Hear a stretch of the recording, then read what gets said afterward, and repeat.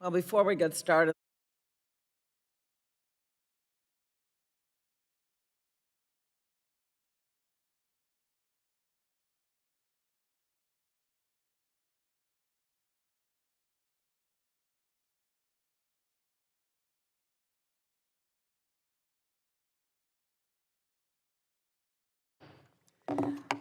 the Subcommittee on Consumer Protection and Commerce will now come to order. Today, we will be holding a hearing entitled Changing Time. What is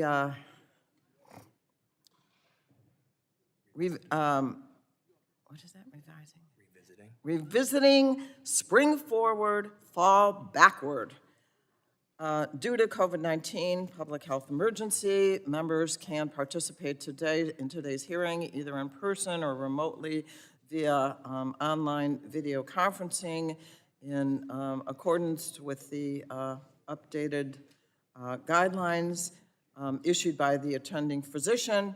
Members, staff, and members of the press that are in the room are not required to wear masks. For members participating remotely, your microphones will be set on mute for the purpose of eliminating inadvertent background noise. Members participating remotely will need to unmute yourself, your microphones, each time that you wish to speak. Please note that once you are unmuted, once you unmute your microphone, anything that you say in Webex will be heard over loudspeaker in the committee room and subject to being heard by the live streaming and C-SPAN. Since members are participating from different locations at today's hearing, we will recognize members for questions according to subcommittee seniority. Documents for the record shall be sent to Ed Kazmierski at the email address that has been provided to staff, and all documents will be entered into the record at the conclusion of the hearing. The chairman now recognizes herself for 5 minutes. Let me just note that we are expecting votes this morning. It looks like between 9:45 and 10 o'clock. Let's try and get through opening statements and maybe even our witnesses' testimony. So I'll begin with myself for 5 minutes. When I was a new member of Congress, there was a vote to change how we observe daylight savings time. And I was pretty surprised that we have the power to change time itself. So today, we exercise that power as we discuss daylight saving. Some people say daylight savings, it's daylight saving time. The period from spring to fall when we all set our clocks ahead 1 hour.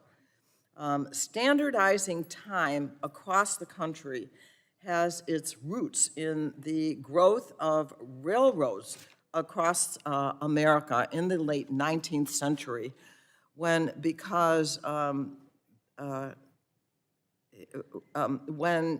became imperative to regulate timekeeping to avoid confusion with trade and travel. In 1918, Congress established 5 time zones to provide a standard time and created daylight saving time for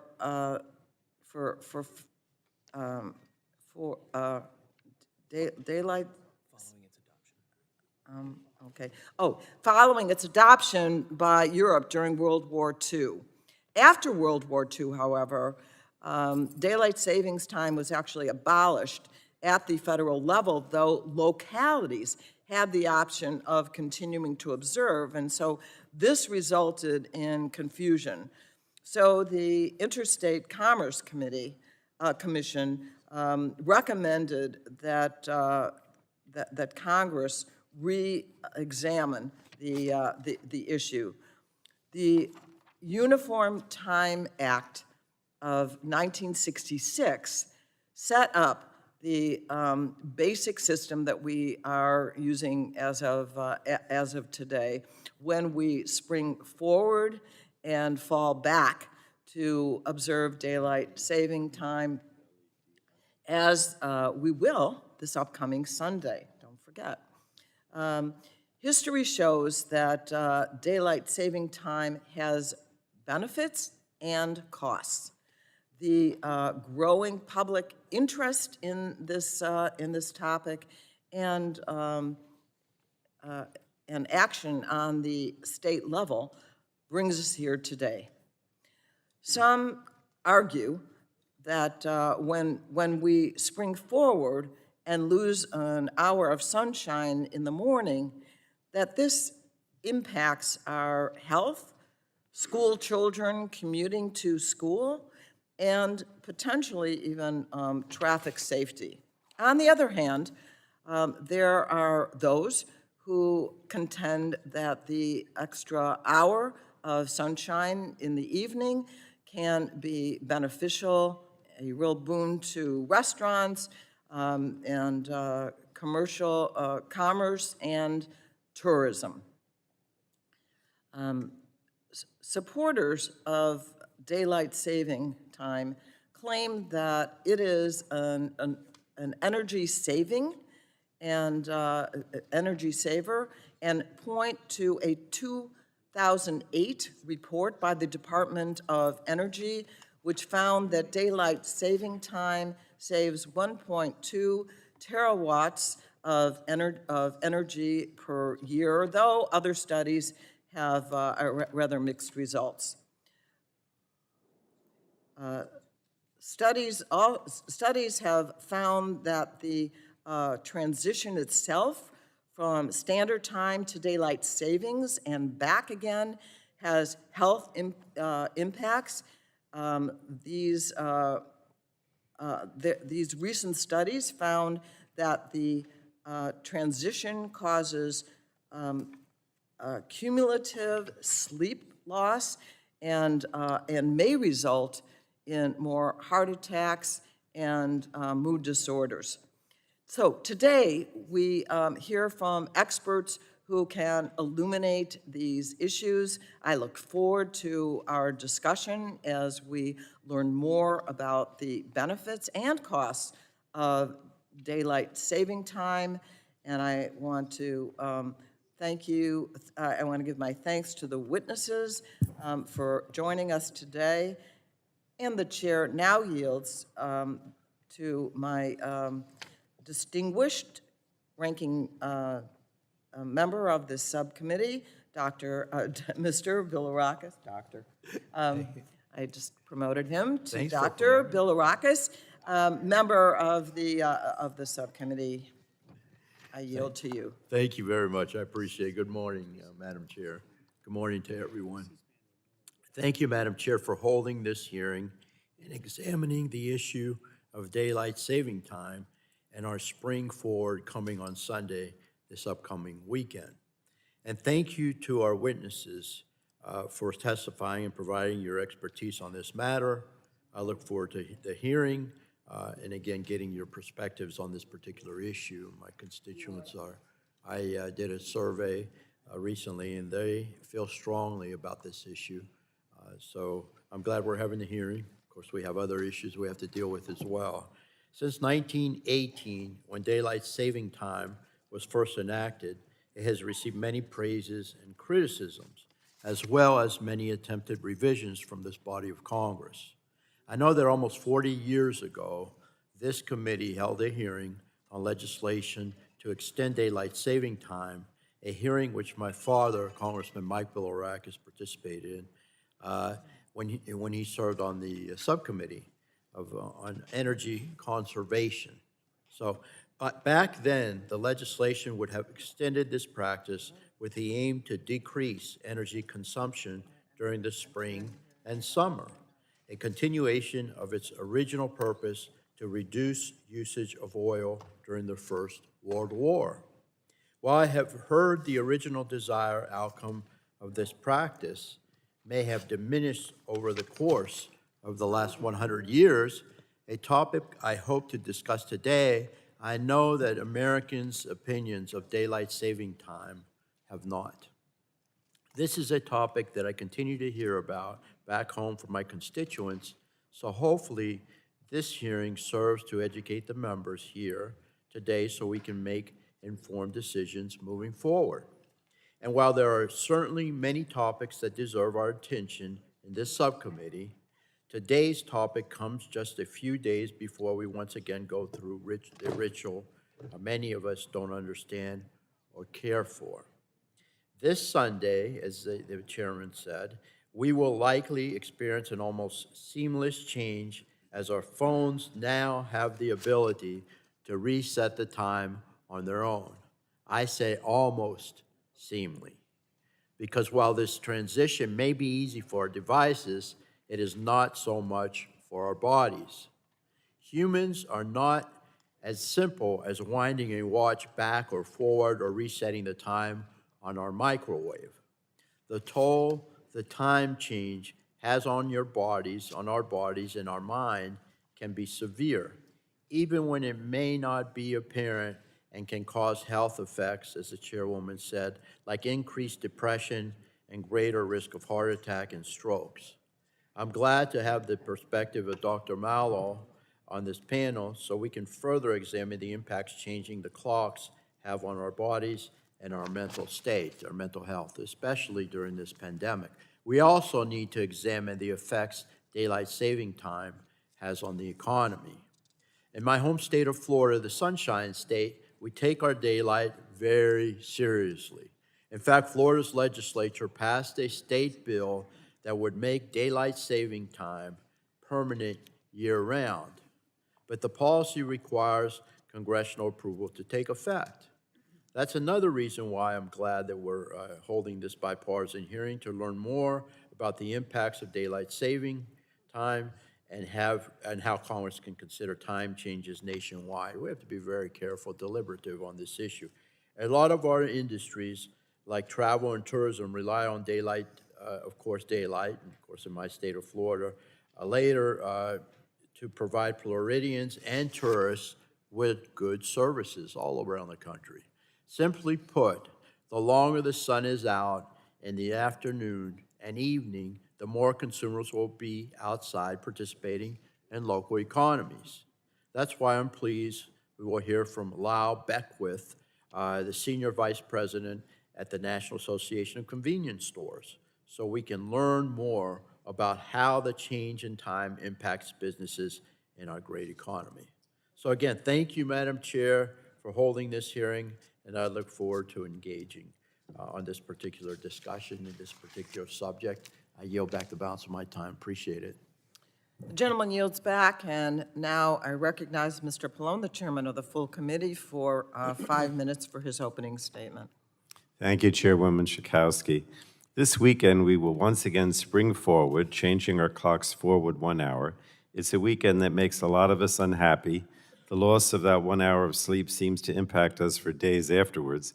It also can cause havoc on the sleeping patterns of our kids and our pets. This is all an inconvenience, but unfortunately, the changing of our clocks has impacts on our health and our economy, which begs the question, do we still need to spring forward or fall back in the first place? And it's a question that many of us ask every time we have to do it. And it's getting harder and harder to justify, considering that in a 2019 poll, 71% of Americans said they preferred to no longer switch their clocks twice a year. Today, we'll examine the impacts of this time change and whether it still makes sense or is obsolete. Historians have long debated who first came up with the idea of daylight savings time, but it was first adopted nationwide in Germany during World War I in an effort to save energy. During World War II, the United States adopted year-round daylight savings time, known as the wartime, in an effort to save energy and increase productivity. And over the years, numerous justifications were made for changing our clocks twice a year, most commonly and notably energy conservation. It was believed that extending light into the evening hours would help consumers pay less for electricity because they would not have to turn on the lights until later in the night. However, modern luxuries such as heating, air conditioning, and other appliances have changed that calculation. Furthermore, advancements in LED lighting and other energy-efficient appliances are not only saving consumers money, but they are virtually making the energy conservation justification moot and outdated. And it becomes harder to justify when you consider the health and economic impacts associated with changing our clocks. Studies have shown an increase in the rate of heart attacks and strokes in the 2 days immediately following the time change. Disturbingly, these stroke rates are even higher for some of our most vulnerable populations. Cancer patients' stroke rates increased by 25%, and people over the age of 65 are 20% more likely to have a stroke in the days following the time change. Our children also suffer. Study after study shows the importance of a consistent full night's sleep for our kids. The time change impacts our economy. Employers report an almost 6% increase in workplace injuries in the days following the time change, and those injuries resulted in 67% more work days lost. So studies have also shown that people simply are not as productive at work in the days following the time change, spending more time on their computer or on non-work related activities, and all of these side effects hurt our economy. So I've highlighted a couple of studies, but the committee would like to know more. That's why Ranking Member Rogers and I intend to request an evaluation and analysis from the Department of Transportation about the effects of daylight savings time. This review, as well as this hearing, will help our committee as we examine this important issue. I have yet to decide whether I support, Madam Chair, a permanent switch to standard or daylight time, but I do think it's time to stop changing the clocks. I believe that any justifications for springing forward and falling back are either outdated or are outweighed by the serious health and economic impacts we now know are associated with the time changes. So thank the witnesses, and I look forward to hearing their perspectives on the issue. And I yield back, Madam Chair. Thank you. The gentleman yields back, and now the chair recognizes Ms. Rogers, our ranking member of the full committee, for 5 minutes. Good morning. Thank you, Madam Chair. Good morning to our witnesses, especially Steve Calandrino from the University of Washington, my alma mater. I know Steve's done a lot of work on daylight savings. I look forward to hearing his insights. I'd also like to give a special shout out to State Senators Joe Schmick and Jim Honeyford from back home. They've both been leaders on this issue in Washington State. On Sunday, most of the country will once again go through the ritual of moving our clocks ahead 1 hour. Statistics show that daylight savings coincides with worse student test scores and spikes in the number of car accidents and heart attacks. As the chairman mentioned, together we're going to refresh the record on this topic with a renewed inquiry with the Secretary of Transportation as to his department and the enforcement mechanism for the Uniform Time Act. That said, there remains many issues that this committee should be prioritizing before daylight savings, like unleashing American energy to help Ukraine and counter Russian aggression. My thoughts and prayers continue to be with the people of Ukraine who are fighting for their freedom, their lives. We could do more, and we must do more. This committee needs to lead to ensure economic and national security. I'm pleased we have witnesses here today representing the convenience stores. I know my friends back home, Tammy Hedrick and Dan Alsacker, work closely with Mr. Beckworth. And with that, I'm going to yield to the Republican leader on the Energy Subcommittee, Fred Upton, for his comments. Well, I thank my leader, and I just want to say, as I look at the picture, a portrait of John Dingell, he said this committee was really, our jurisdiction was really 2 words. You can do it in charades. First word is little, the. Second word, world, the world. That's what we have jurisdiction over, including time. So back in 2005, it was this committee that actually changed the times, the periods when daylight savings would be in effect. And we did a lot of research. I was the Republican lead back there. Ed Markey was my counterpart. We actually sought advice from the Naval Observatory to find out when was the best time to change time, knowing that we had done that for some 50 years. The Naval Observatory made a couple of suggestions which we took up. So we started it a little bit earlier in October, and we went a little bit, we went a little later, actually, the first Sunday in November, and we went a little bit earlier, which is the second weekend in March. One of the reasons why we did November was because Halloween, sometimes it changed on Halloween. And you take that extra hour away of trick-or-treaters, that's the #1 death day for kids running between parked cars. You take that hour of sunlight away, and that tragically is a bad day, which is why we moved it to November instead of October. Now, there's a lot of myths about daylight savings time. I can't dispel them all. I'm not even going to go after the Arkansas Gazette, which ran a story blaming a tree disease spread by beetles on daylight savings time because they had that extra hour. A little bit off the wall. I won't touch that one. But Richard Burr, then on the committee, demanded a study by the Department of Energy to make sure that, in fact, we did save energy. In fact, a year or two later, the Department of Energy confirmed that we actually do save energy, something important in today's world. We talked to law enforcement. It does actually reduce crime. Why is that? Because most crime happens at dusk. And so if you extend that hour, folks are able to get home. And I can remember, well, we know those stories. It saves lives, not only Halloween, but I believe it was AAA that said it actually saved a number of lives because most accidents occur with people tired, coming home from work. Kids, they drive more than ever before now, coming home from school. It used to be you took the bus. Now it seems like a lot of kids take the car. So again, those after-school activities, I don't think you have that extra hour, so it extends dusk, so you don't have as many accidents and you actually save lives. We're going to hear today about benefiting the economy. I mean, just think about the barbecues. Think about outdoor recreation. Maybe you can play 18 holes of golf instead of 9. I'm not a golfer, but maybe someday. Think about garden work, coming home and working in your garden, all those different things. You have that extra hour that's nice. Usually, of course, spring starts with this. Couple things. I support states' rights. So one of the things that we did now, Arizona and Hawaii, they both don't acknowledge daylight saving time, which is fine. Indiana, we worked very closely with Mitch Daniels. That was a divided state, and we actually had a provision to save that. I support states having the rights to decide whether they want to be in or out. I know that's been an issue in the Sunshine State. I think that would be worthy of changing. I also, if I had to do it all over again, I might have said, you know, it ought to start Saturday morning instead of Sunday. So you have that extra day to get ready for the beginning of the week. Whether you lose an hour or not might help some of the outdoor recreation folks as well. So I think that might be important. But at the end of the day, we changed the world.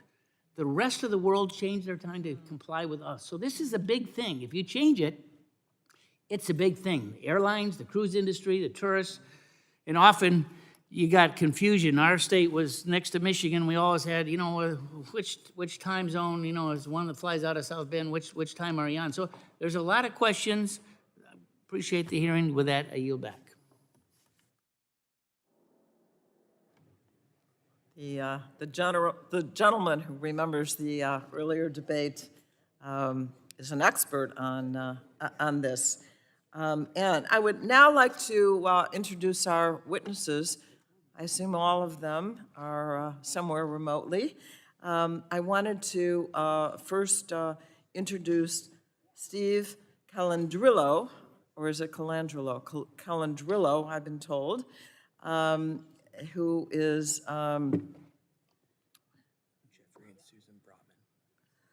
Jeffrey and Susan, what is it, Brothman? Brothman, professor of law at the University of Washington School of Law. Then we have Lyle Beckwith, who is the Senior Vice President of Government Relations at the National Association for convenience stores. Dr. Beth Mallow, the professor of neurology and pediatrics and director of the Vanderbilt Sleep Division at the Vanderbilt University Medical Center. So at this time, the chairman will recognize each witness for 5 minutes to provide opening statements. Before we begin, I would like to explain, well, we don't have anyone here in person, so the issue of the lights. There is a timer, however, on the screen that will count down your remaining time. As the timer reaches the 1 minute mark, please begin to wrap up your testimony. So Professor Calandrillo, you are now recognized for 5 minutes. Thank you, Chairwoman Schakowsky, and Ranking Member Bilirakis, and Chair Pallone, and Ranking Member Rogers, as well as distinguished members of the Subcommittee on Consumer Protection and Commerce. My name is Steve Calandrillo. I am a professor at the University of Washington School of Law, all the way out on the west edge of our country in Seattle. And I teach contract law, advanced tort law, law and medicine, as well as law and economics. And in that latter course, we studied the cost-benefit analysis of various laws and public policies, including daylight saving time. I started researching this issue 15 or 20 years ago and published a paper in a law review. And since then, I've actually started publishing in mainstream publications that get read by more than just my parents and my best friends. So avenues like the New York Times and CNN and Business Week and Fox News and ABC and CBS, as well as NPR. And I am here today to urge Congress to permanently extend daylight saving time, to make it all year round for 5 important reasons. Number one, the most important reason, permanent daylight saving time would save lives. Darkness kills and sunshine saves. Number two, we're going to talk about the crime reduction that various representatives have already referenced. Daylight saving time prevents crime by as much as 20%. Number three, we're going to talk about the energy savings created by daylight saving time. This was the original justification for daylight saving time. It's no longer as strong as it used to be, but it still does save energy. Number four, I want to discuss avoiding switching the clocks twice a year. As many representatives have alluded to, people don't like changing their clocks twice a year, and it's more than just dislike. It messes up circadian rhythms, disrupts your sleep cycles, and has all kinds of health and economic effects. But permanent daylight saving time can stop that. And lastly, the fifth reason for going to permanent daylight saving time is that business and recreational interests will flourish in the evening sunshine. So I'll take all 5 of those in turn. First, lives saved. Darkness kills, sunshine saves. That's what I like to say to my students. And darkness is twice as deadly in the evening hours as it is in the early morning hours before sunrise. The evening rush hour is much more fatal than the morning rush hour for various reasons. There's more people on the road. There's more alcohol in drivers' bloodstreams. People are tired and rushing to get home, and that's when they make mistakes. More children are outdoors enjoying unsupervised play, and it leads to lots of accidents. In fact, fatal vehicle on pedestrian crashes skyrocket 3-fold once we hit the twilight hour, once the sun goes down. Susan Ferguson's research showed a 300% increase in fatalities. Obviously, it's a lot harder to see that kid running across the street once it's dark outside, once there's sunset. And the idea of daylight saving time is it moves 1 hour from the morning into the late afternoon / evening, making it safer for drivers, making it safer for pedestrians. In fact, a meta-study by Rutgers researchers Coate and Markowitz demonstrated that 343 lives per year could be saved on net if we move to permanent daylight saving time. Obviously, the morning would be more dangerous, but the afternoon would be much, much more safer than the morning was. Crime would decrease if we had daylight saving time year round. Darkness is a friend of crime. Criminals like to do their work in the evening darkness, not the morning darkness. It's the evening hours where crime spikes between 6 p.m. to midnight. That's the most dangerous time of year. And daylight saving time has the effect of taking 1 hour out of their workday, right? Criminals are late to bed and late to rise. They don't tend to commit crimes at 6 a.m., but 6 p.m. is a different story. Third, Energy savings. As Representative Upton noted, this was the justification for daylight saving time in World War I, in World War II, in the 1973 for OPEC oil embargo. We wanted to save barrels of oil. Same thing with 2007 when daylight saving time got extended. And the reason is that if the sun is still out later in the afternoon, when 99% of the population is awake, right, the sun can help heat your house, heat your business, and also light your house and light your business. Now, that argument has diminished somewhat over time, as he mentioned, but it's still true. The studies on the majority still show an energy savings from daylight saving time. Fourth, let's avoid the biannual clock switch. That's what most Americans are objecting to. It's not daylight saving time so much, right? We're on daylight saving time 8 months out of the year. In fact, standard time is a little bit of a misnomer because it's only 4 months out of the year. But if we went to permanent daylight saving time, we would no longer have the clock switch. That would protect circadian rhythms. And then finally, recreation and commerce interests flourish in the sun. I know other witnesses will testify as to that, but obviously it's a lot easier to get off your screens and go outside and enjoy a walk, a jog, play with your kids in the backyard. It's a lot easier to go out shopping if there's still sunlight out. With that, I see my time is up. I apologize for going over, but I thank you very much for listening to me today. I thank the gentleman, and now Ms. Beckwith, Mr. Beckwith, you are now recognized for 5 minutes.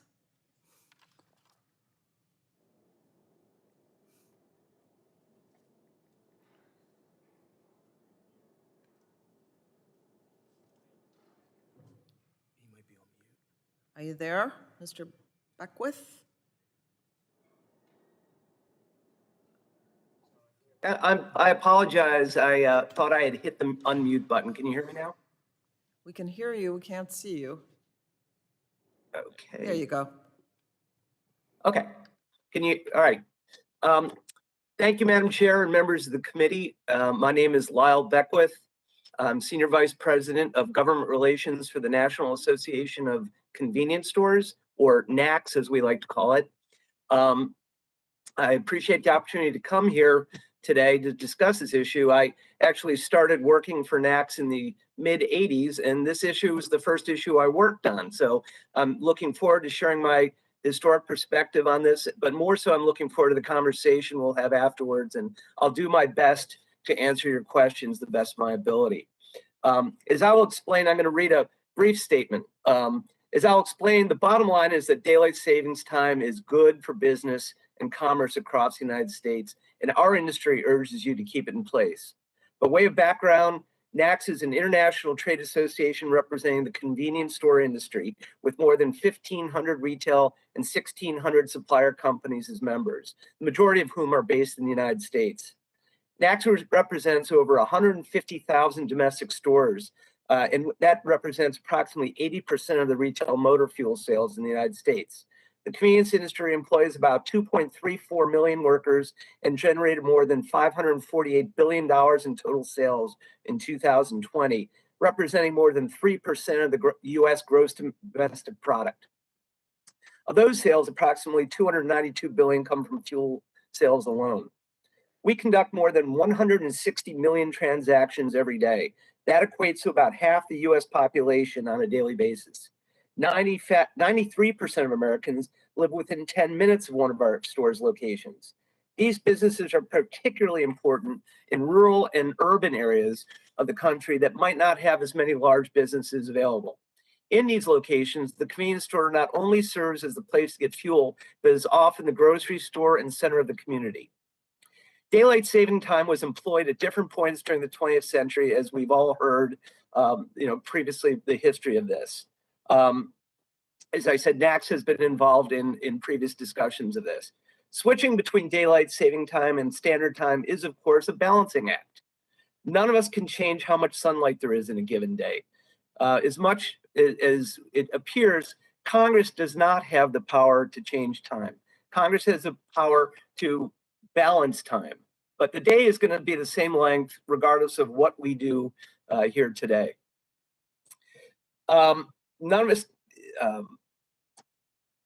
There are many benefits to having more time when it's light in the afternoon or early evening, and we've heard these as well. They include increasing economic activity as well as reduced motor vehicle accidents. But the benefits have always been weighed against the concerns that we should not have kids going to school in the dark in the morning.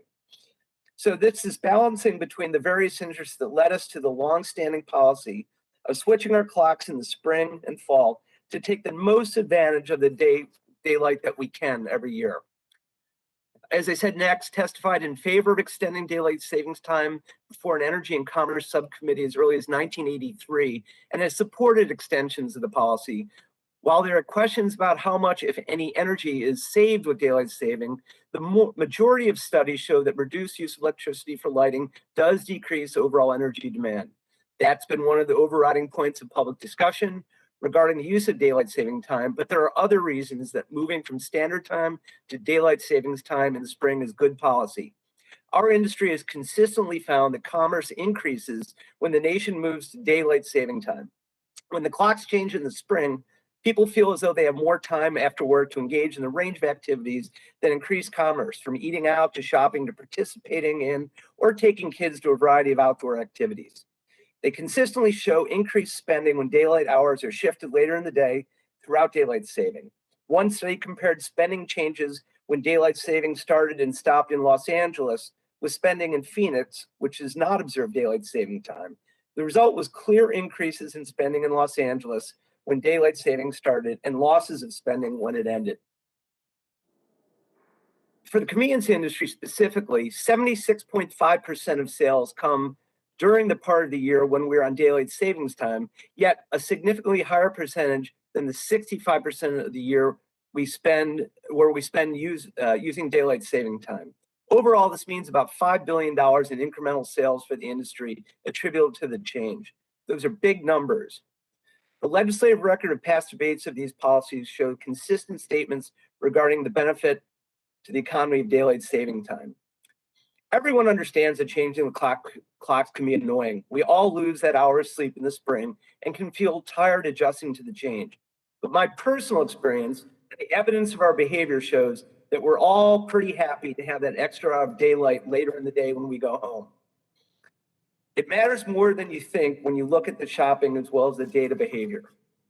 I know I'm running out of time, so I'm going to suspend the rest of my written testimony, and I look forward to having a dialogue with you on this issue. Thank you. Thank you. And now I recognize Dr. Mello for your 5 minutes.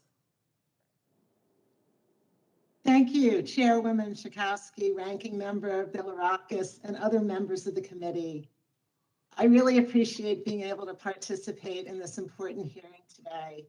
My name is Dr. Beth Mallow. I'm a practicing neurologist and sleep medicine specialist at Vanderbilt University Medical Center in Nashville, Tennessee. I'm here today in my personal capacity as a sleep clinician and researcher, and in coordination with my colleagues at the American Academy of Sleep Medicine, the National Sleep Foundation, the Society for Research on Biological Rhythms, and the Sleep Research Society, all of whom support permanent standard time as the healthy choice. I commend the subcommittee for thoughtfully considering changes to daylight saving time, which I'll refer to as DST, including consequences related to the health and the well-being of the American people. I strongly recommend both eliminating the transition back and forth to DST, as others have mentioned, and adopting permanent standard time. In my opinion, and in the opinion of other sleep medicine experts, doing so would have multiple positive health benefits. Most Americans favor those abrupt transitions between standard time and DST. And as we've heard, there is a lot of inconvenience. But there are clear adverse health effects attributed to this abrupt transition every March as well. And in a 2020 commentary published in JAMA Neurology, my coworkers and I reviewed the evidence linking the annual transition to DST to increased strokes, heart attacks, and adolescent sleep deprivation. And I've included those details in my written testimony. I'd be happy to elaborate on any of those studies in the Q&A portion of this hearing.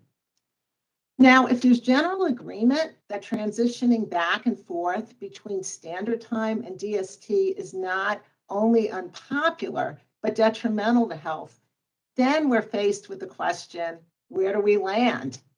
And this morning, my goal is to talk with you about clock changes and how they affect health, address your questions about the science of sleep and circadian rhythms, and present the accumulating evidence for why permanent standard time is the healthy choice. I'll be talking a lot about sunshine today and sunlight. And permanent standard time maximizes sunlight in the winter mornings when we need abundant light to wake up and become alert, and minimizes sunlight late into the summer evenings when too much light can work against our sleep. It's called standard time because standard time lines up with our natural biological rhythms.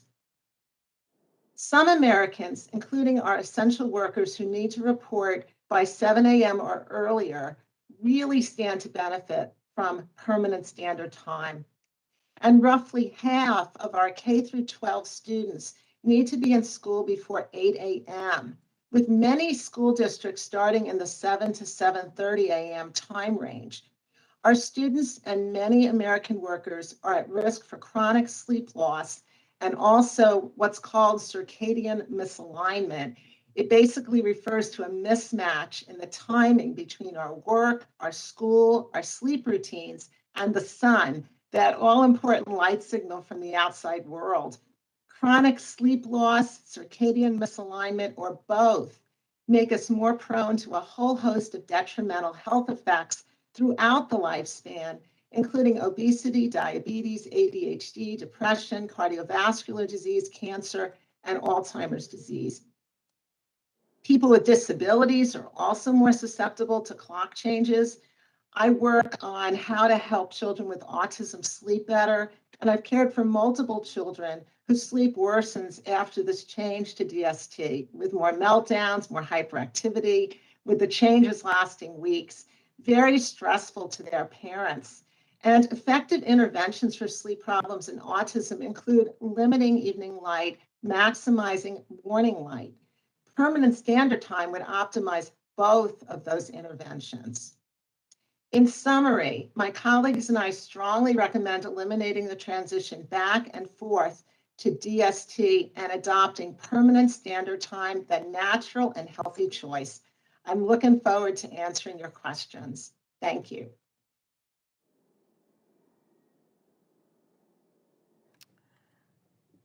I neglected to mention that any members who want to put an opening statement into the record, it will be part of that, part of the record. So we have concluded with the witnesses' opening statements. At this time, we will move to member questions. Each member will have 5 minutes to ask questions of the witnesses. Since we have witnesses that are presenting remotely, I need to ask my colleagues in this hearing room to mute themselves whenever you're asking a question, but after you ask your question and not speaking, and it definitely helps to more clearly hear the witnesses that when they speak, if you are muted at that time. I will start with by recognizing myself for 5 minutes. And we know that this issue of daylight saving time has been gaining traction and becoming more widely talked about. This Sunday, we will move our clocks up an hour, 1 hour forward. To each of you, if you could very briefly just say whether or not you think we need to end the practice of changing our clocks, or do you think that there is a benefit to keeping the status quo, that is going forward and backward. So if I could begin with Professor Calandrillo, what is your preference? We can go into more detail later, but what do you think? Yeah, certainly. I would like to see us stop the biannual clock switch and move to DST. Dr. Mello. Yes, I would agree. There are both health impacts as well as a lot of inconvenience to people. So I would say it's time to stop going back and forth. Okay, and Mr. Beckwith. Yeah, we support the current system as it is because we think there's been a lot of thought into balancing the needs of commerce on one end, and as I said, having kids being able to walk to school when it's light out during the winter time. So we support keeping the status quo. Got it. The American people actually believe that it is time to end the clock changing. A recent study showed that over 70% of Americans are in favor of a systematic, of a system where we no longer switch our clocks. Again, this question is for each of you. If you had then, and I think, you know, we heard a bit more, but you may want to elaborate. If you had to choose between the status quo of changing our clocks, permanent daylight saving time, or permanent standard time, which would you choose, or is there a someplace in the middle in your view? So again, Professor Colin Drillo. Yeah, of course, I've given away my punchline already. Permanent daylight saving time has enormous net economic and health benefits. Okay, and Dr. Mello? Yes, I am on the opposite side. I think that permanent standard time is the way to go, would be my first choice. And Mr. Beckwith, I guess you said that. You might want to reiterate a reason why you think it's important to maintain the status quo. Well, I think it's a balancing act, and we're taking into account both of the discussions in doing so. If there were to be a change, however, we would support permanent daylight savings time. Okay. Thank you. So there is a vote that's been called. What we're going to do right now then is recess, if that's all right with my co-chair. Not co-chair, my ranking member. I do that all the time. My ranking member, and then we'll come back and finish the questioning and hopefully then conclude our hearing. I appreciate the cooperation of our witnesses and members. So let's recess right now, and we'll come back after.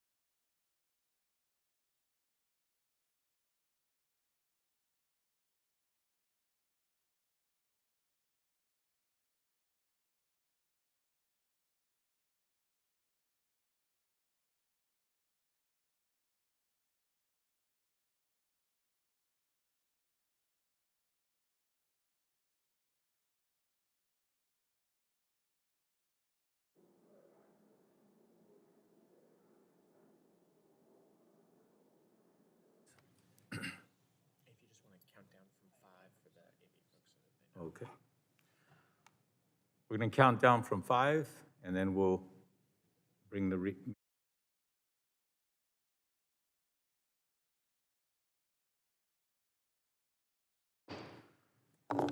This meeting is now out of recess, and we're back in order. First order of business is I will recognize Congressman Bilirakis for his 5 minutes. Thank you, Mr. Chairman. I appreciate it very much. And I want to thank the witnesses again for your valuable insights to this discussion. Mr. Calandrillo, I hope I pronounced it right. In your testimony, you speak to several reasons why daylight in the evening will make our roads safer.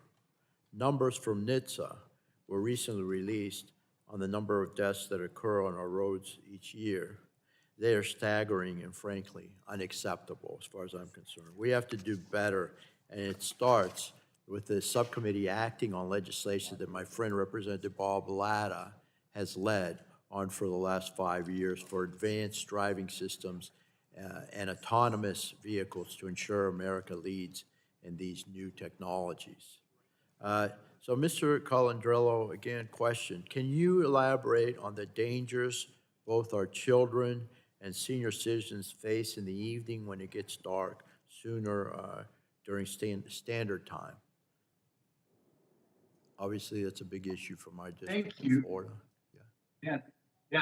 Thank you so much, Ranking Member Bilirakis. Another Greek American who's wonderful, like my wife, Krissa. It's excited to hear your question because, I care a lot about traffic fatalities, and the evening rush hour, as I mentioned in my opening, is twice as dangerous as the morning rush hour, right? Many more people on the road, much more alcohol systems, and many more car accidents. 300% increase in vehicle on pedestrian fatalities once twilight hits, according to Susan Ferguson. We need to push someone into the evening. That's when people can benefit from it. That's the most dangerous time to drive compared to the morning. Now, I am sensitive to childhood fatalities, especially. I got 4 young school kids myself, and you don't want to be sending them to school in the early morning darkness, right? It's a trade-off, and I get that, and I'm very sensitive to that. One of the ways you can deal with that problem is by starting school times later. Certainly in Florida, I know this was experimented with. We need to be pushing back school times, especially for teenagers. My teenager, I don't think has seen the sunrise in a year or two.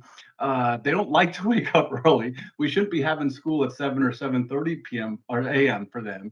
And if we pushed it back, we could deal with some of the danger of early morning darkness that would be created by daylight saving time. I happen to agree.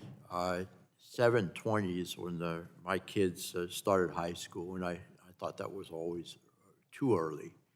Actually, I started at 7:20 as well. So, but that's a great reason to start a little later.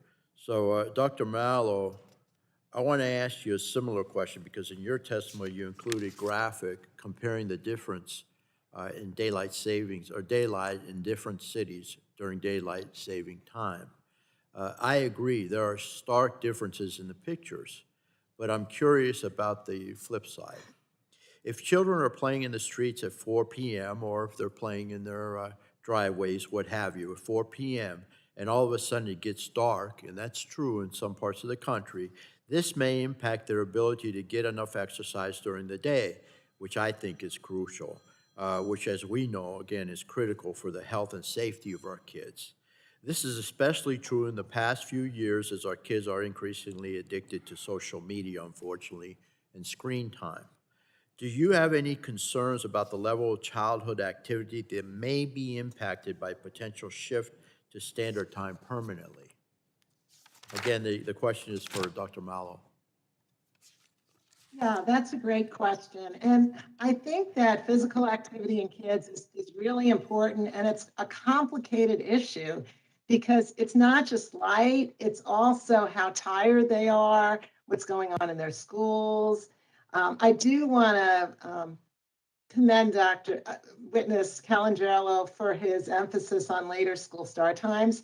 I think that is a really important piece of the puzzle, but it's not the only puzzle. I think if our kids are waking up, getting that bright light in the morning, it resets their clock for the night as well. and they can get much more sleep. Sleep deprivation is improved when you expose people to bright light in the morning because it synchronizes your clock, and I can talk more about that later. So I would say it's a complex issue, and bright light in the morning is a piece of the puzzle that will help our kids get more sleep.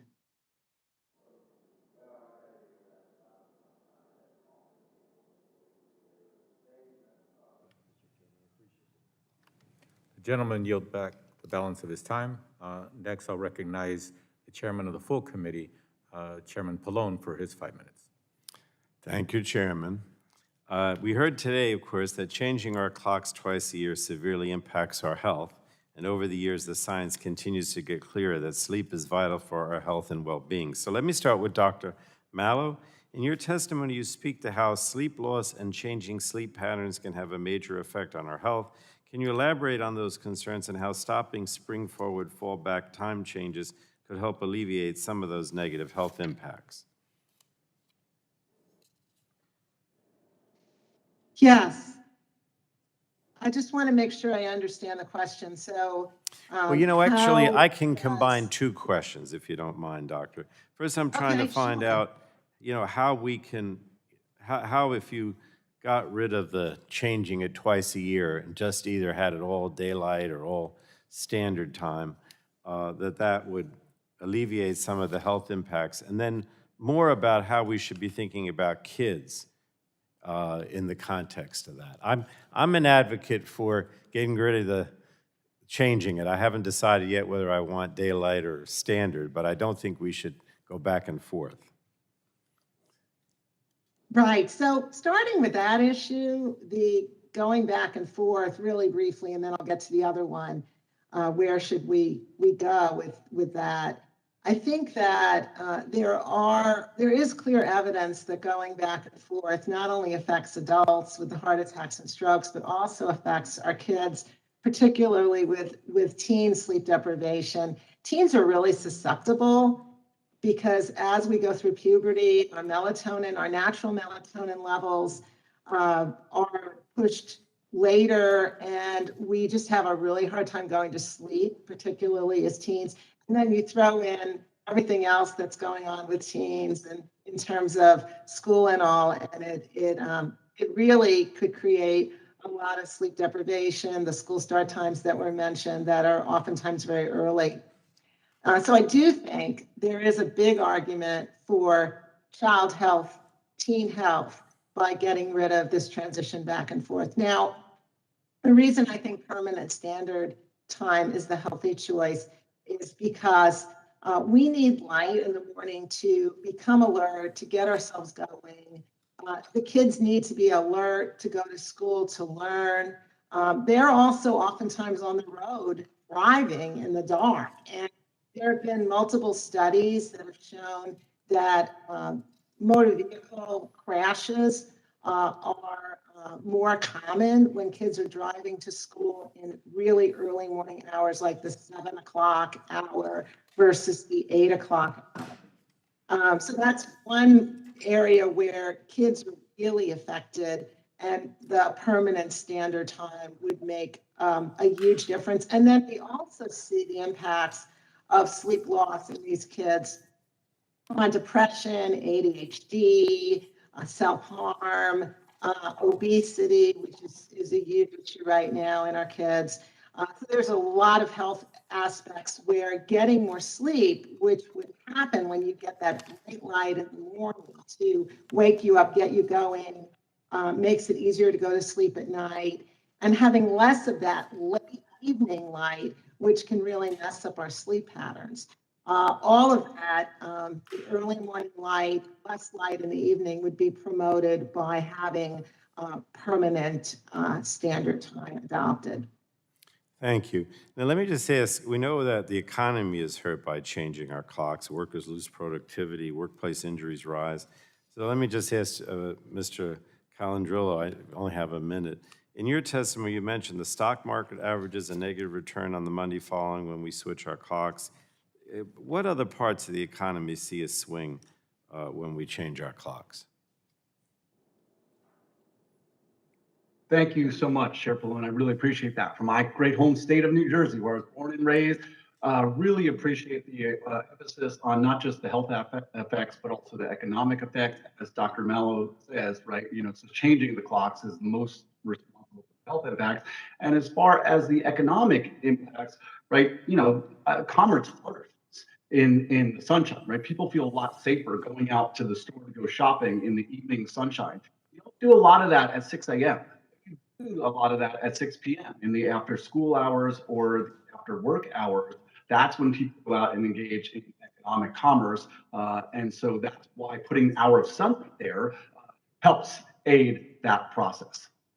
All right, thank you so much. Thank you, Mr. Chairman. The gentleman yields back. Ms. Rogers? Mr. Upton's not here. Okay, next we'll go to Congressman Lotta for his 5 minutes. Well, thank you very much, Mr. Chairman. And today we are in committee to examine daylight savings time. The question is this the topic on the top of our constituents' mind right now? I haven't had a constituent write to my office since October 2020 about daylight savings time. What they are contacting me about is, of course, the invasion of the Ukraine, rising gas prices, and inflation.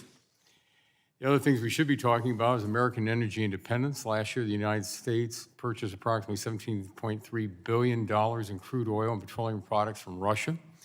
That money is being pumped into Putin's economy and turned into the usage of war against Ukraine. Examining on how we can keep our communities safe and stopping the spread of illegal substances such as fentanyl, and the emergency fentanyl scheduling expires on the 11th. You might say, well, this is the Consumer Protection Subcommittee. We don't have jurisdiction over those issues. In that case, let's talk about the important issues that we could be examining in a hearing today. Autonomous vehicles, as our ranker mentioned a little bit earlier, a national privacy standard, holding big tech accountable. While we've had a few hearings, we need to have more because of the attention that it needs. Cybersecurity, especially how it relates to securing our systems against bad actors like Russia. Ongoing issues with WHOIS availability so that our law enforcement can track down bad actors online. Oversight of the FTC. The commission has been pretty busy. We should have them before us so we can perform our oversight role. The questions surrounding artificial intelligence as counterparts in Europe set down their own standards, leaving us to catch up. It is my sincere hope that we move forward this Congress. We can have hearings in this committee and subcommittee aimed to address the issues that are affecting the day-to-day lives of Americans. But moving on to today's topic. One of the, it had been talked a little bit earlier, but I'd like to maybe go back and examine it again and ask a few questions. Dr. Mello, if I could ask you, when you look at the question about kids going to school earlier in the morning, and again, I live more on the western side of the Eastern time zone, but you had some photos in your testimony about showing what 8 a.m. looks like across different areas and different times. And so I'm just kind of curious, in your research, again, if I could bring it up again, the safety factors of kids, I know it was mentioned a little bit earlier, maybe that starting schools later, but a lot of that can't, you can't start schools because they're set to a certain time. But the safety issues for children going to school, especially in the dark, have you done any research on accidents and things like that? Yes, thank you so much for asking that. There are quite a few studies that have been done, and some of them are in my testimony. I can send others. I'll just quote one, which was done in Virginia. It was published in the last few years, but it looked at 2009 to 2011. And the teen drivers who were driving at, let's say, they had school starting at 7:20 in the morning, they had much higher crash rates than those with start times at 8:45 a.m. And it was attributed to driving to school in the dark and being sleep deprived. And what the issue there is, when we're sleepy, we not only have that tendency to want to fall asleep and drift off at the wheel, but we're also more likely to take risks. We're more likely to text while driving or not wear our seatbelt. So those are really important issues, and permanent standard time maximizing light in the morning, particularly in those areas you mentioned, those western edge time zones where it's even darker in the morning, or I should say it doesn't become light at the same time as the rest of the country as easily. Those are specific areas that would benefit from permanent standard time. Well, thank you. Well, my work with working on autonomous vehicles, one of the things we know is that, unfortunately, traffic accidents are up across the country. When you look at 94% of automobile accidents are caused by driver error. And unfortunately, in the last, when you look at the statistics from 2020, we see that pedestrian deaths have gone up. And interesting, unfortunately, when you look at this going up 5% from the year before, and 7 states in particular have more than half of the deaths, and that's Arizona, California, Florida, Georgia, New York, North Carolina, and Texas. And so, I worry about not only the kids going to school in the dark, but also when you think about our morning runners, walkers, and bike riders out there. So, as we proceed, we have to look at all these factors because, again, we want to make sure that the roads are safe out there. The roads are safe for our kids and for the people that use them, either the motorists or the people walking, riding, or running beside them. And so, Mr. Chairman, I have a couple of seconds left, but I will yield back the balance of my time. Thank you very much. The gentleman yields back the balance of his time. Next, I will recognize Congressman Rush for his 5 minutes. I want to thank you, Mr. Chairman, for this outstanding and critical hearing. Dr. Mallow, in your testimony, you discussed, and I quote, adverse health effects that comes from changing our clock twice a year. And as we have seen time and time again, it's a fact that across multiple sectors, when white America gets a cold, Black America gets pneumonia. That stated, is there any evidence that this trend holds here in this particular topic that we're discussing? Specifically, are these negative consequences felt more acutely or more permanently in low income or minority communities? If so, can you please discuss why this exists? Thank you for that question very much. Yes, I do feel that people of low income, regardless of color, are susceptible to these effects even more of sleep loss. And the reason I say that is some of us are able to wake up and roll out of bed and join a Zoom meeting, but some of us can't. Some of us have to be at work, essential workers, for example, at 6 a.m., 6:30, 7 a.m. when it's pitch dark outside. And that really puts a burden on people who can't control their hours. And that's, to me, that and the students are the two groups that are most vulnerable to it being dark in the morning, because they don't get as much sleep at night, because, as I said, you need that light to synchronize your rhythms. And there's also this concept I mentioned in my statement called circadian misalignment, where when you're trying to go somewhere in pitch black and you're turning on artificial lights and you're trying to drive somewhere to get to your job, that's where we start seeing obesity, cancer, all these whole hosts of detrimental effects.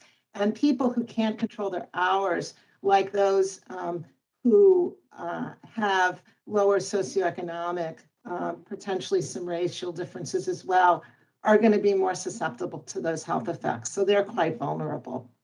So would you elaborate on the changing time and the negative effects on the mental health conditions of our citizens of our nation? Specifically, is the change in time responsible for producing or exacerbating any mental health symptoms or illnesses? Yes, and again, I want to say mental health is a complicated thing.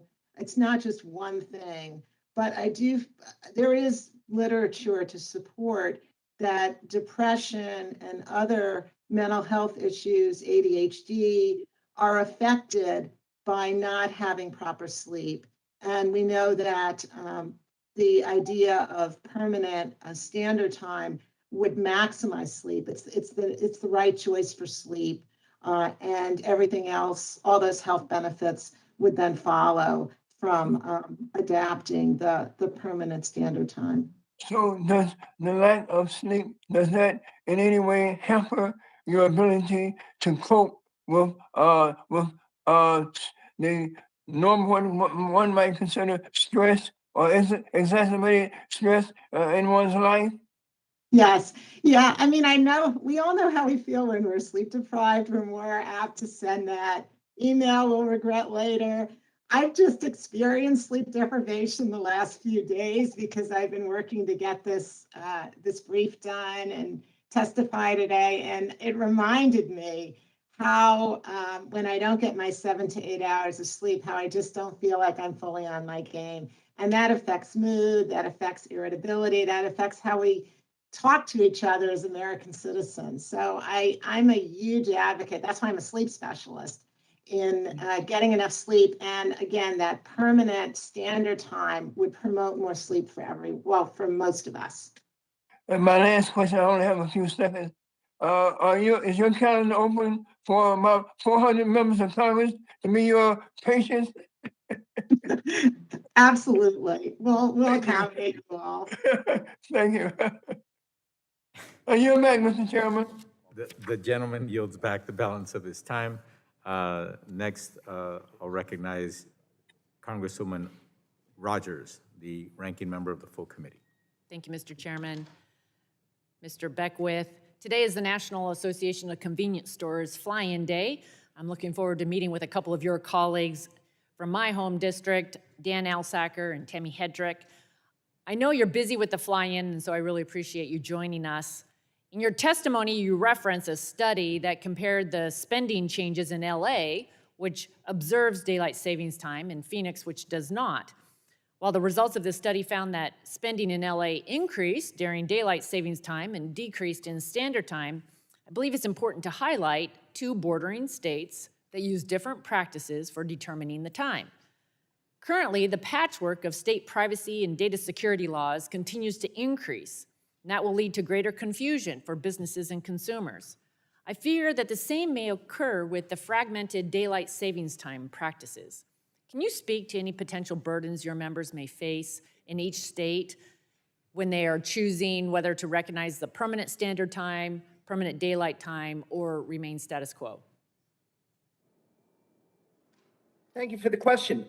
Absolutely. First of all, we completely agree with you on data security, that needs to be standardized. When we look at daylight savings time, it's far less clear. I put in my written testimony, that I think it's a misnomer to call it daylight saving time. It's really daylight optimization time. It recognizes the fact that the days get shorter in the winter and get longer in the summer. And that's exacerbated the further away from the equator you get. So the northern states have a far greater effect of that. I think it's really helpful in this discussion to also utilize time zones as a point of reference. So we all acknowledge that the sun rises differently in Washington, D.C. than it does at a different time in Los Angeles. And so we have different time zones. And yet it's an imperfect system because you have to draw the line somewhere. And eventually you're going to have that weird situation somewhere in America where it's 7 o'clock on one side of the street and 8 o'clock on the other side of the street. And yet we understand the value of having different time zones. So certainly there are situations where communities or states are less affected by the time change. But, either they're close to a time zone change or they're farther south and the days, the difference between day length isn't that significant between winter and summer. And so certainly there's room for flexibility, and that flexibility exists right now in certain communities where it just doesn't work for them. But as a general rule, having the same type of time change around the country makes sense. So everyone is working off the same clock. So yes, there's room for exceptions because it is an imperfect system, but in general, it's good for everyone to adhere by basically the same rules. Thank you. I appreciate that insight. Mr. Calandrino, it's great having a Washington Husky with us today. Thank you for participating, and you've done a lot of work around this. Would you comment on the potential patchwork of state bills from a broader economic and industry perspective, and specifically some of the industries like airlines? Yeah, thank you so much, Ranking Member Rogers. I really appreciate the UW shout out too. Right, we want to have uniformity generally. I mean, that's why Congress passed the Uniform Time Act back in 1966, because at the time, different states and different cities were observing different clocks. And so Minneapolis, Minnesota was on a different clock than St. Paul, Minnesota, which is right across the river, and that creates confusion. So that's why we passed the Uniform Time Act, which says if you're going to spring forward, it's got to be on the same day as everybody else. If you're going to fall back, it's got to be on the same day as everybody else. And that helps. That uniform certainly does help commerce. So I'm in favor of that. But I want to make it clear, I favor the permanent daylight saving time. We talked about the safety issues just a few minutes ago. The National Safety Council found that pedestrians would be safer with daylight saving time than with standard time. We don't want sunlight at 4:30 a.m. in the morning for economic and health reasons. I assure you, if we had standard time, and that was the sunrise time, 4:24 a.m., New York City, and start of summer, nobody's going to be out as a pedestrian at that time observing it, and nobody's out engaging in commerce at 4:30 a.m., right? We need to put the hour of the sunlight into the day, part of the day where it matters most. That's what Ben Franklin talked about centuries ago in his satirical discussion of the waste of daylight. Certainly, in terms of economics, all the chambers of commerce, I shouldn't say all, but the great majority, including the U.S. Chamber of Commerce, says the economic effects of daylight savings times are dramatically positive. Great. Appreciate the inspiration of Ben Franklin. I yield back. The woman yields back the balance of her time. And I will now recognize Congresswoman Trahan for her 5 minutes. Well, thank you, Mr. Chair.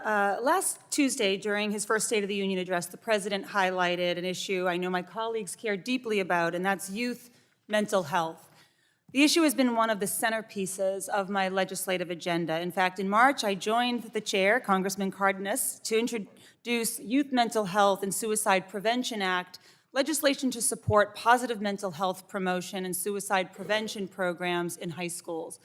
The bill would authorize HHS to establish a grant program for school districts to strengthen behavioral health services, awareness, and address mental health and suicide prevention needs.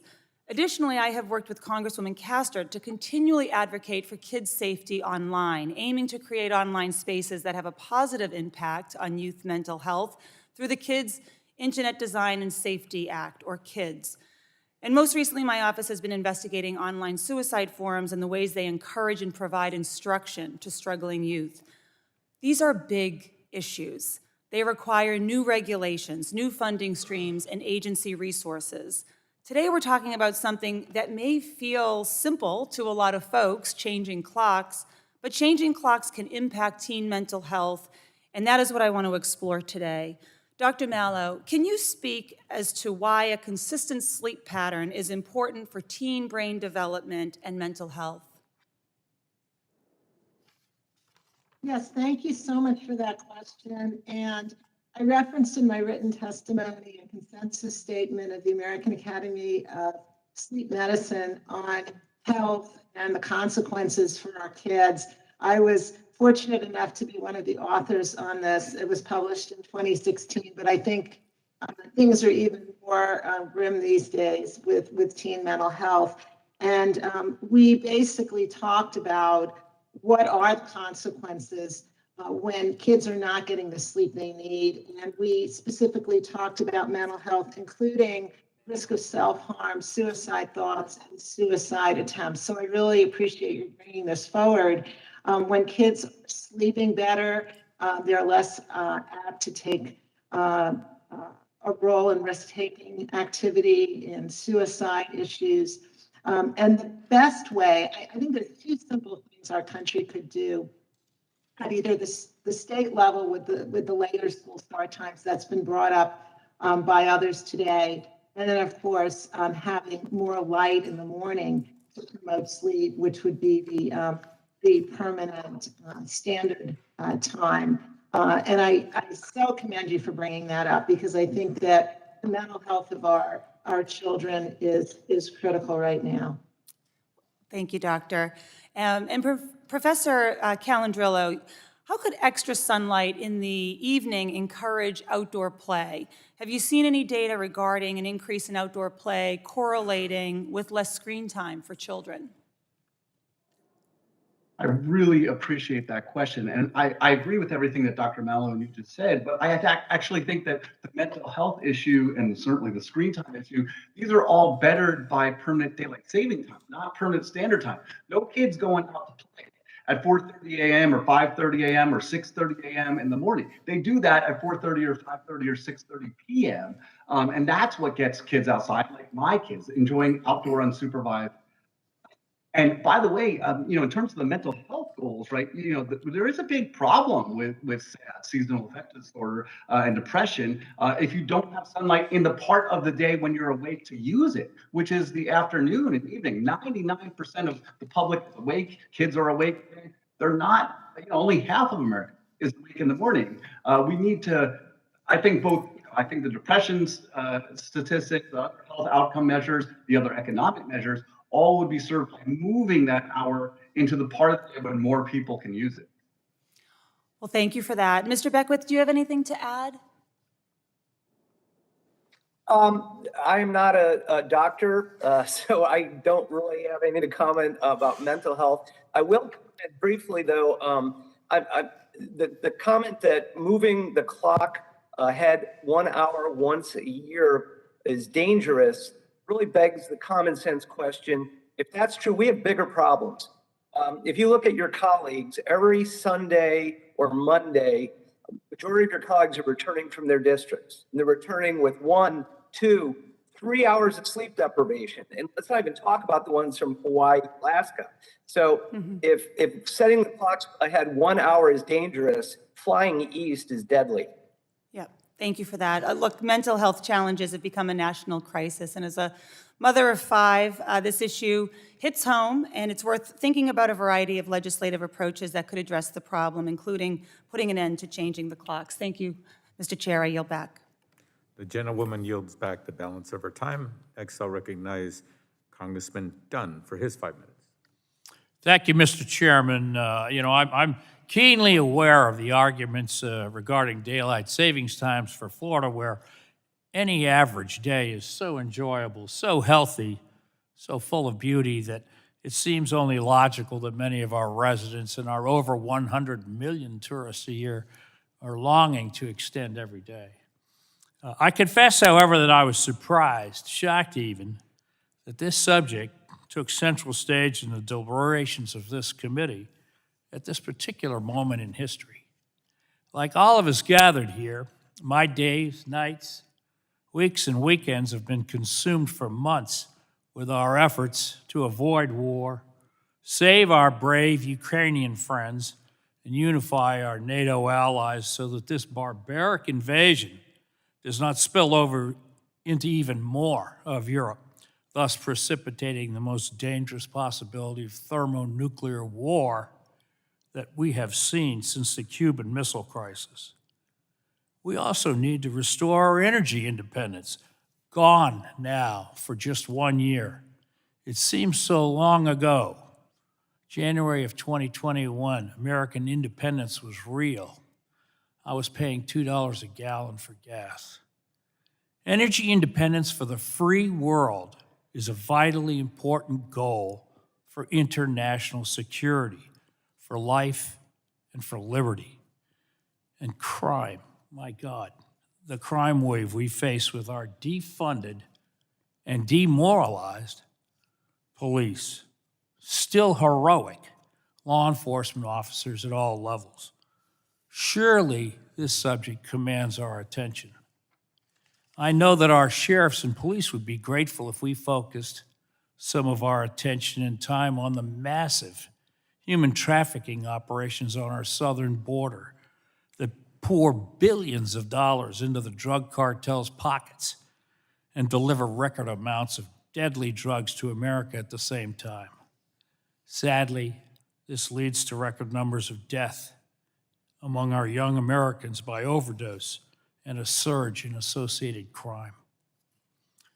Or we might have devoted this time to examining ways to reverse the highest inflation we've seen in 40 years.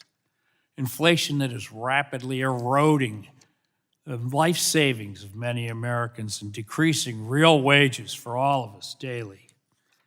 All of these problems have roots in areas that this committee has jurisdiction over.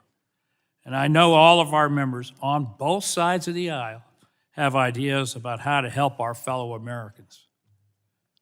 However, we've chosen to turn the talents and time of this committee to review the benefits and costs of permanent daylight savings time. Well, for the record, I favor permanent daylight savings time that does not move the current boundaries of time zones. But I don't believe that doing that will improve any of the problems that I just mentioned, all of which still await our urgent attention. With that, Mr. Chair, I yield back. Gentleman yields back the balance of his time. Next, I'll recognize Congressman McNerney for his 5 minutes. Well, I thank the chairman. I thank the witnesses. An interesting discussion for sure. One that affects all of us every year. So I'm going to get it out on the table here. Dr. Marlowe, I believe the science surrounding this issue must inform our policy decisions. So how do you view the health benefits of utilizing sunlight versus the health benefits of proper circadian alignment? Yes, so I think what you're asking is how does sunlight fit into this whole circadian misalignment issue? Is that correct? Right.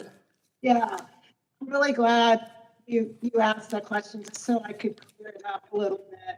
So basically, when it's light in the morning, I've explained that gets us going, gets us alert. It actually resets our clock so that it's easier to fall asleep at night. And that's important because we need to get proper sleep so that we can feel good and do all the things that are important for our health.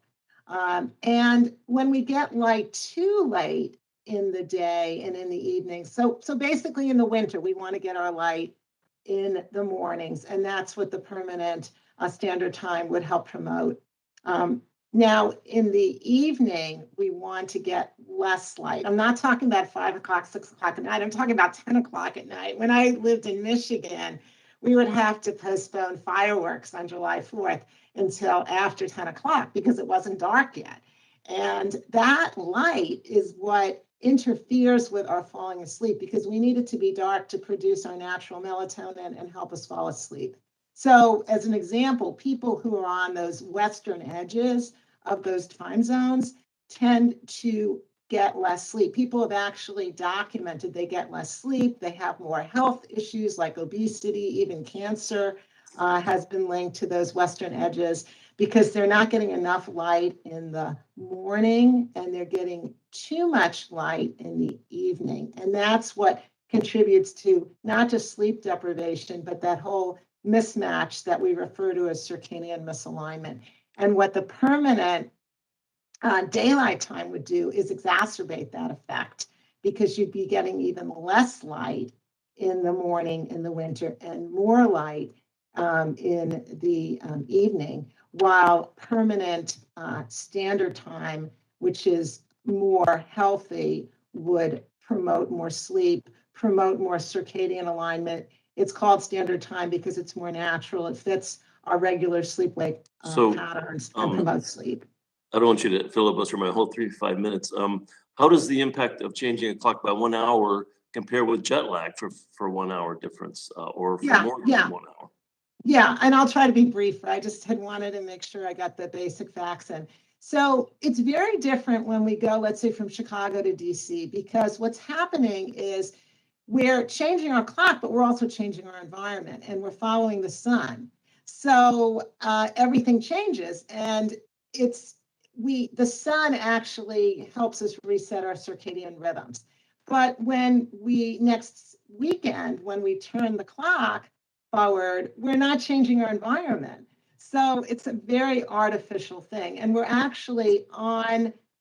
kilter, we're off sync by an hour for 8 months during the year when we're on the permanent, when we make the change to daylight saving time. So that's the difference. Professor Calandrio, in 2011, Russia switched to a permanent daylight savings time, but it was widely unpopular and the decision was reversed in 3 years. The same thing happened in the UK in 1971 and the US in 1974 after complaints about children going to school in the dark and so on. How do proponents of daylight savings time address that sort of issue, that sort of challenge? Yeah, thank you, Representative. It's a good question. Certainly, we don't want to increase harm to school children in the early morning darkness. And certainly in the 1974 year-round daylight saving time experiment, some of the headlines were school kids were at greater risk in the morning, certainly in Florida and maybe California.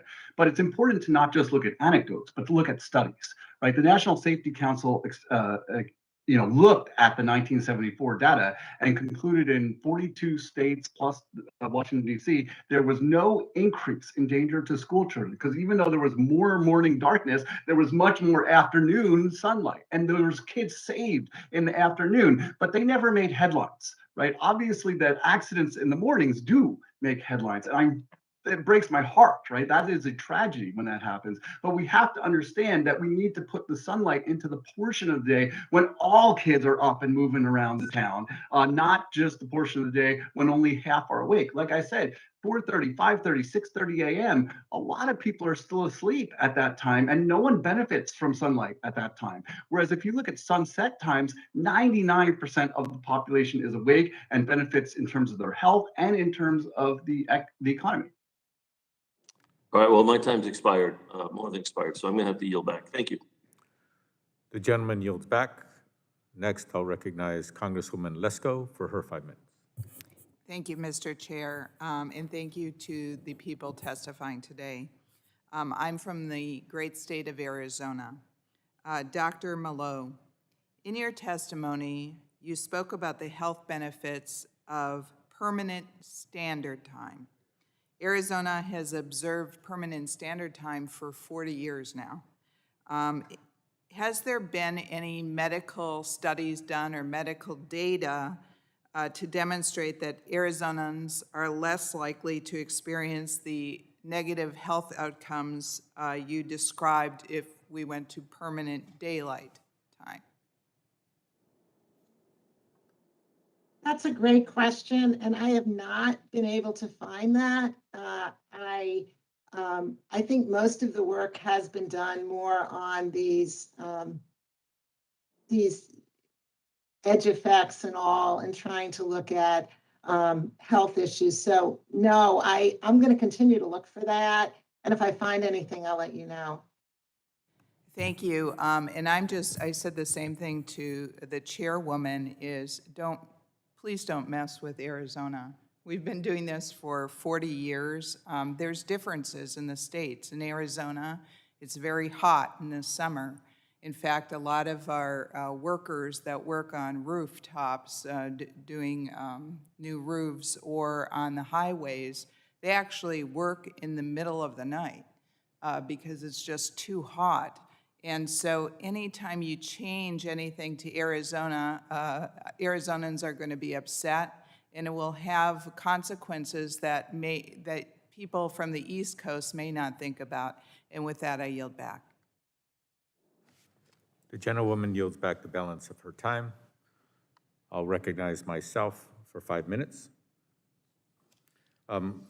I'd like to thank the witnesses for coming today and for your testimony and your opinions and conveying your research to us as well. Also to the chairwoman, thank you so much for having this important issue discussed before the people of our country. And also Ranking Member Bilirakis, thank you so much as well. As was mentioned earlier, there are many, many issues that we could be discussing in this committee. And believe it or not, this committee is a very prolific committee covering probably more issues than any other policy committee in the House or the United States Senate. So with that, I'd like to once again thank all the chairs and ranking members of all the committees for all the important issues that we cover. And we can walk and chew gum at the same time in the United States Congress. And we can talk about time zones and what it does to people, especially our children. So with that, Dr. Mallow, in your testimony, you touch on the effects on transitioning from standard time to daylight savings time every year in March, and the negative effects that are associated with sleep loss has on adolescent attention span and mental health. You mentioned depression specifically. Can you expand on how losing even as little as 30 minutes of sleep can affect adolescent mental health? Yes, thank you so much for that question. I have been impressed in the work I did with the consensus panel of the American Academy of Sleep Medicine. We reviewed many, many studies, and even a small amount of sleep loss can make a huge difference in how our adolescents feel, and how alert they are in school, their mental health. You know, I know things have been said about the screen time in the afternoons, and I certainly see that it's a complex picture. It's a lot of different things.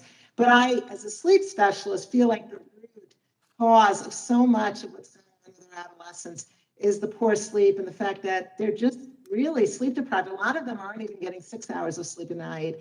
And light in the morning would help tremendously, along with, as was mentioned, making school start times later, which would help promote sleep.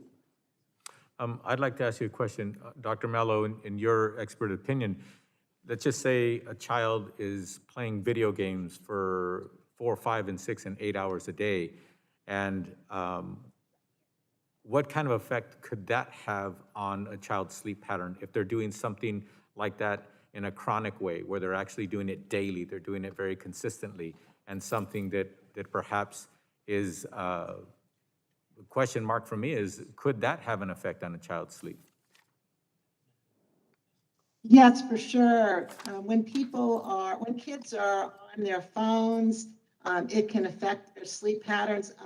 The way I look at it is there's blue light from our phones. You probably have heard about that. Well, sunlight is the most potent source of blue light. So getting those phones out of the bedroom and being turned off at night, and also trying to get rid of some of that excessive light. Again, we're not talking about light at 5 or 6 o'clock. We're talking about light at 9 o'clock, 10 o'clock that really interferes with sleep. And sunlight is one of the most potent sources of blue light there is. So it's the key source. So I think we need to do both. We can't say it's just the times. I think we have to look comprehensively at what's going on with our kids.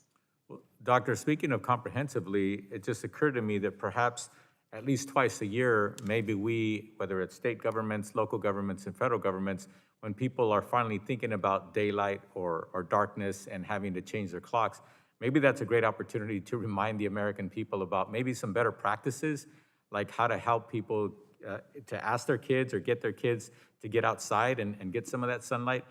Do you think it'd be a good practice for us to try to do something like that? I do. I mean, I take advantage of what I call, and my colleagues call, the twice yearly media blitz related to daylight saving time, going back and forth to really educate the American public on sleep and its importance, and getting off your phones, getting more exercise, getting more morning light. All of that is super important. I think that's a great point you made. Okay. Well, thank you. I know that some of the testimony has to do with economy and things of that nature, but I think well-educated school kids, if we focus on them, that will definitely contribute to a stronger economy when they are actually better educated and better prepared to enter into the workforce.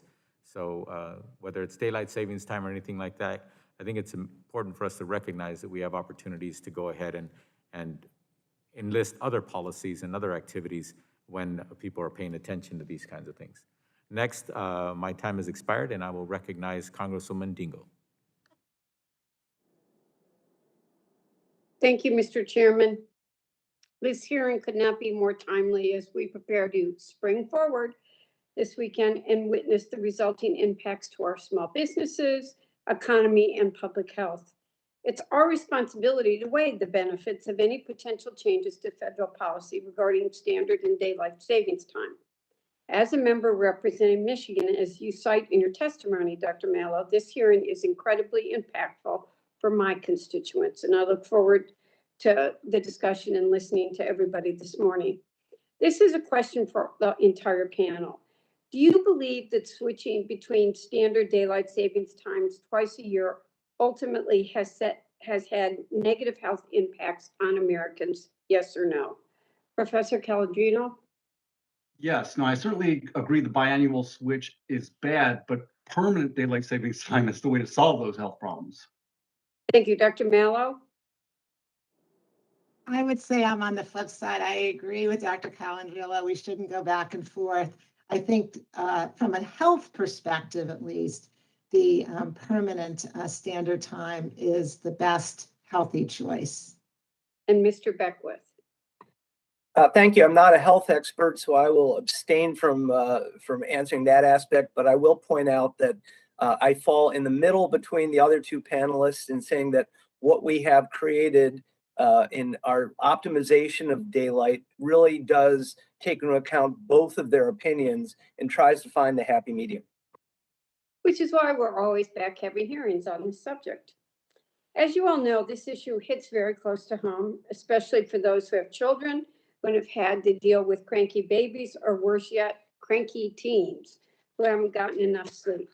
Dr. Mallow, can you expand on the impact sleep deprivation has on our overall health, on our minds, our moods, and especially in young children for whom we know sleep is vital? Yes, thank you for that question. When we're not sleeping well, it has a whole host of ramifications. A lot of them we've talked about already, but just to hit the high points again: obesity, diabetes, heart disease, even cancer and Alzheimer's disease have been linked to either sleep loss or that circadian misalignment, getting our sleep at the wrong time, getting our light at the wrong time. And then children are not exempt. Children are also super affected by these conditions, by depression. We heard earlier about the self-harm, the suicide risks, and by obesity and ADHD. I think it's just really important to recognize that it's a piece of the puzzle, but sleep is a super important piece of the puzzle toward promoting health. And that light in the morning really sets us up for healthy sleep. So Dr. Miller, can you tell us though why it's harder for the body to adapt to daylight savings time than it is for the body to adapt to a new time zone when traveling? Yes. When we travel, let's say from Michigan in the Eastern time zone, well, let's take the Central time zone, Chicago in the Central time zone to DC in the Eastern time zone. We are changing our clocks, but also our environment. So the sun cues are there to help us adapt and adjust. When we change our clocks this weekend, we're changing our clocks, but the sun isn't changing. The sun is still in the same place. And because of that, we're off. We're not able to adjust the way we naturally would if we had those environmental cues as well. So it's more detrimental. And then what people forget, they think it's just an hour, right? But it's actually almost 8 months of the year that we're off sync, that we're getting that sunshine when we shouldn't be. You know, we're 1 hour off, so we're not getting as much in the morning and we're getting too much in the evening. So Dr. Miller, you mentioned the increased risk of heart attacks and stroke during the springtime change to daylight savings time. What exactly about the loss of sleep causes this? And is this more prevalent among shift workers and those of lower socioeconomic status? Yes. In a nutshell, because I know we're getting short on time, I would say it's a combination. It's hard to sort out the the change in the sleep, the loss of sleep, as well as I mentioned, the circadian misalignment and being off schedule and off cycle. But we do see it more in vulnerable populations, as you mentioned. I mentioned the cancer was brought up in the article, and the elderly, and then people like shift work who can't control their schedules as much. Thank you, Mr. Chairman. I yield back. The gentlewoman yields back. Next, I'll recognize Congresswoman Kelly for her 5 minutes. Thank you, Mr. Chairman. Mr. Calandrulo, I would like to start with you on this topic. You have said stopping the time switch is important, and in your testimony, you have stated that switching to permanent daylight savings time will reduce crime.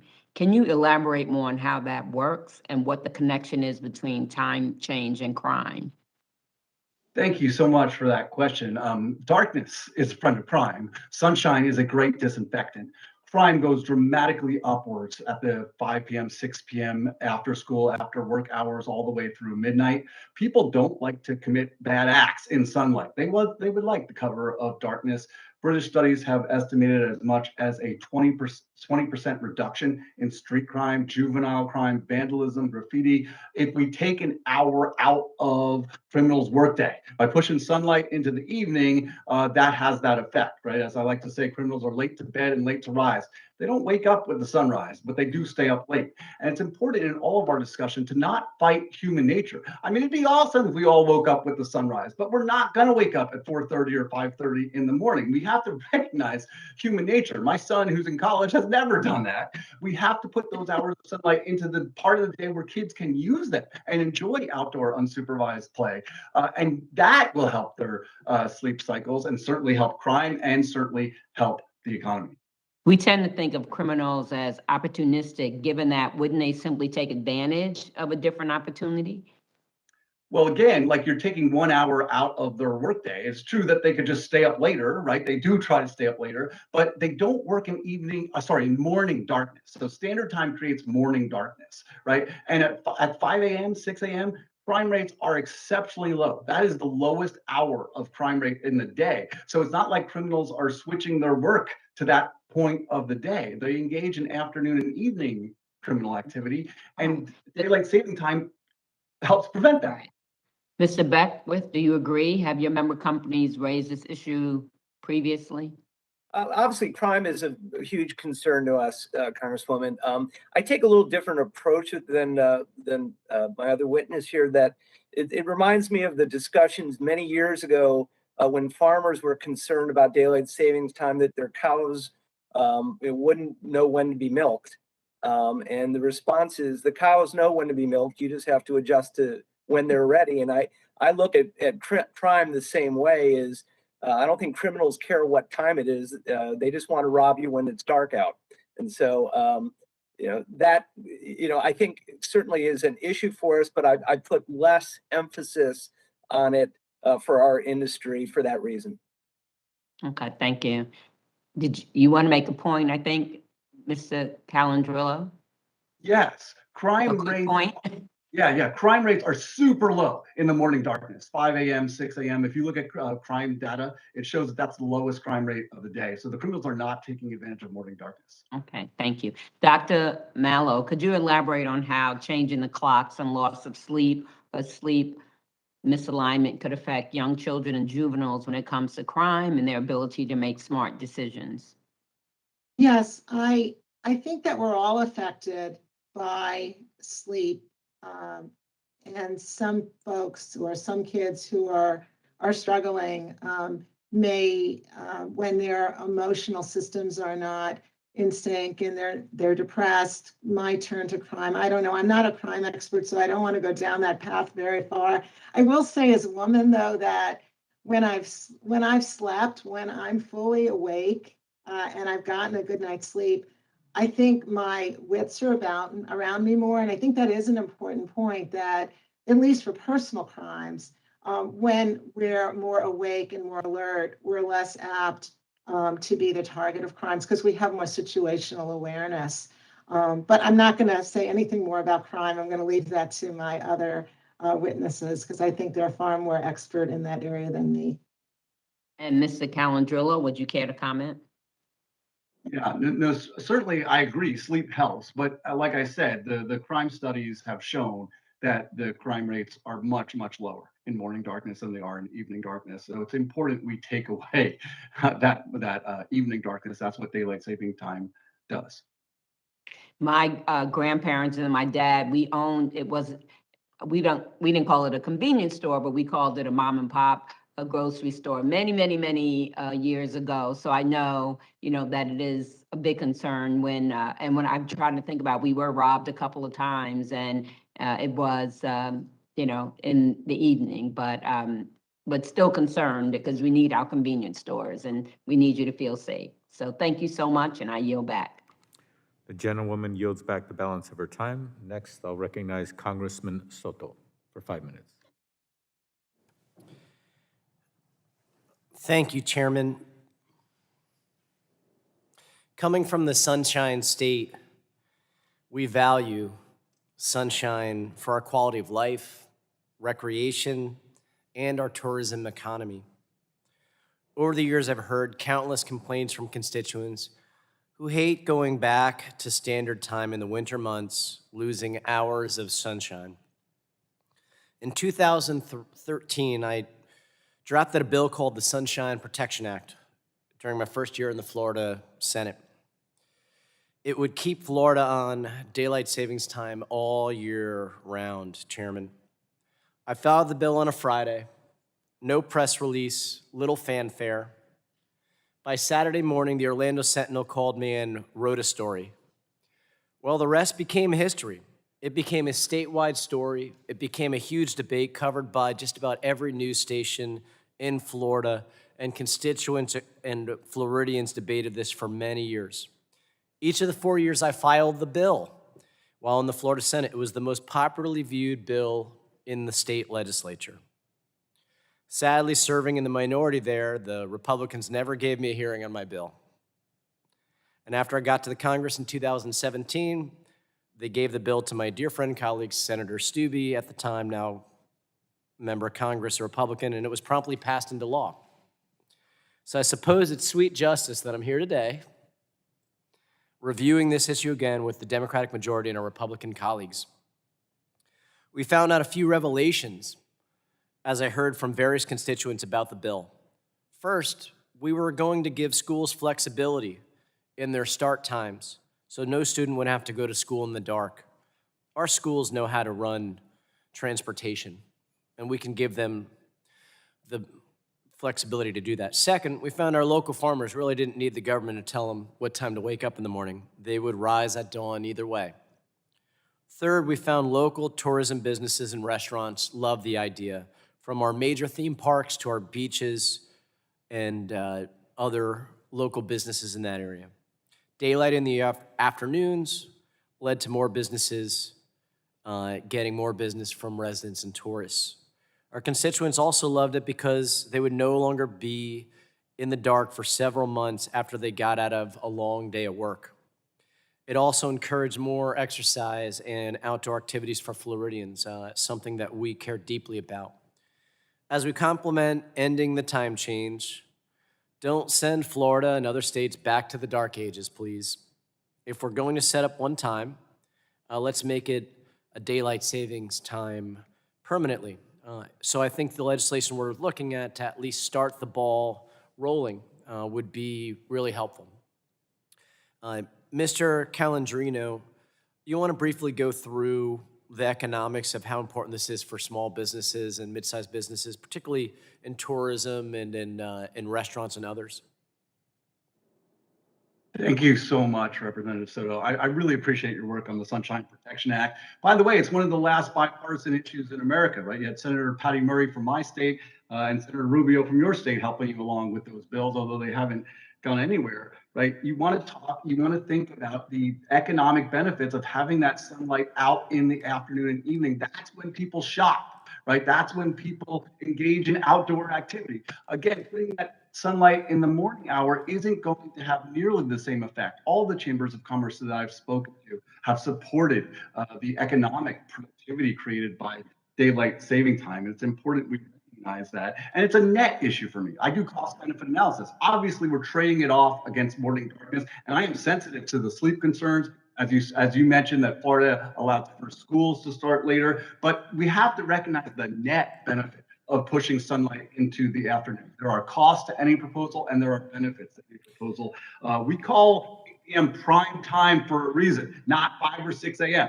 That's when people want to get out in the evening, and they're much more willing to go out if there's sunlight. In fact, a lot of people don't even like to drive once sunset hits, right? They're nervous about the safety, and they're with good reason, because the traffic accidents go up dramatically and it's way more fatal. So again, the economic impact, tourism industry, the restaurant industry, all of these industries prefer having sunlight in the part of the day when we can use it. Thank you. And I'm also worried about our seniors and our kids, which is why the flexibility is going to be critical for school start times and for our seniors to have more consistent life rhythm to make sure we're avoiding strokes and heart attacks and some of these other conditions. Thank you, Chairman, and I yield back. The gentleman yields back. With that, I'd like to thank our witnesses for their participation in today's hearing.